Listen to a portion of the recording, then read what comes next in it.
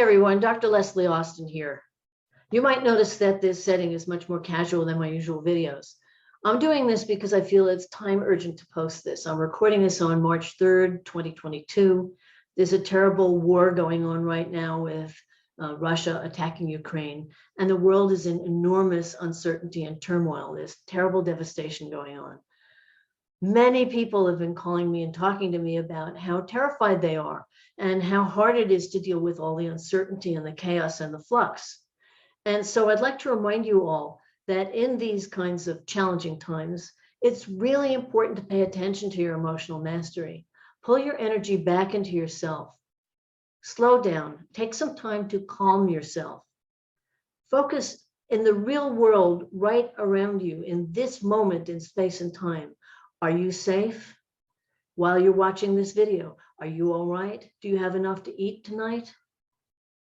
Are you basically all right? Do you have a place to sleep? Is anyone actually physically attacking you at the moment? Gosh, I hope not.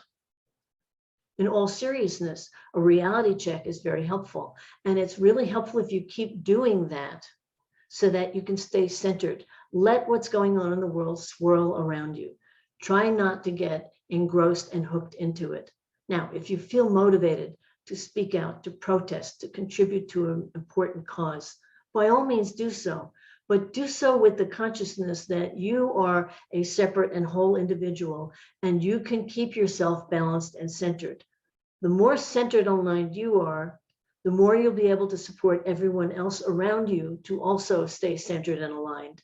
And the better we will, as a group consciousness, be able to react to the chaos and the turbulence around us. And hopefully we'll start making some better decisions.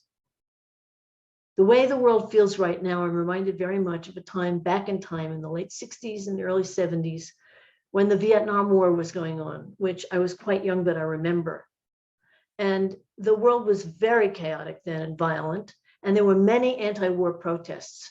The Broadway musical Hair was introduced at the time, and it was very revolutionary. And there was a section in here that was, the whole musical was anti-war, but there was a section called 3500, not going to explain that now, that was very important and had 3 sections demonstrating the devastation of war and people dying and how horrible it was. And then the middle section was an adapted version of a passage from Hamlet from Shakespeare called What a Piece of Work is Man. Very powerful. Now, they didn't do it exactly as it is in Hamlet.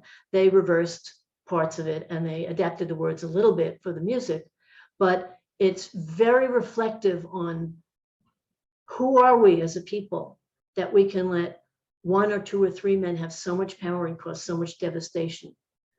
Where is our consciousness as human beings to let the world be like this? And after that, What a Piece of Work is Man, it moves into the introduction to Let the Sunshine In, which is a different mood. It's a series of pieces.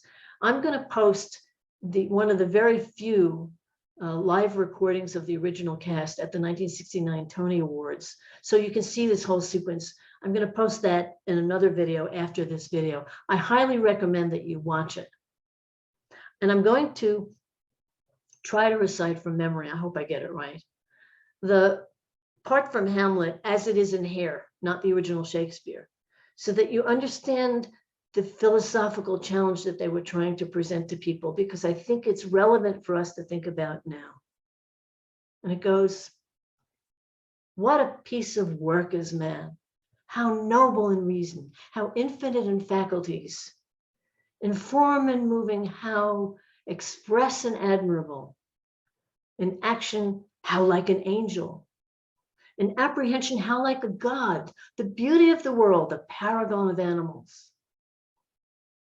I have of late, but wherefore I know not, lost all my mirth. This goodly frame, the earth, seems to me a sterile promontory. This most excellent canopy, the air, look you, this brave o'erhanging firmament, this majestical roof fretted with golden fire. Why, it appears to me no other thing than a foul and pestilent congregation of vapors. What a piece of work is man. Very powerful, isn't it?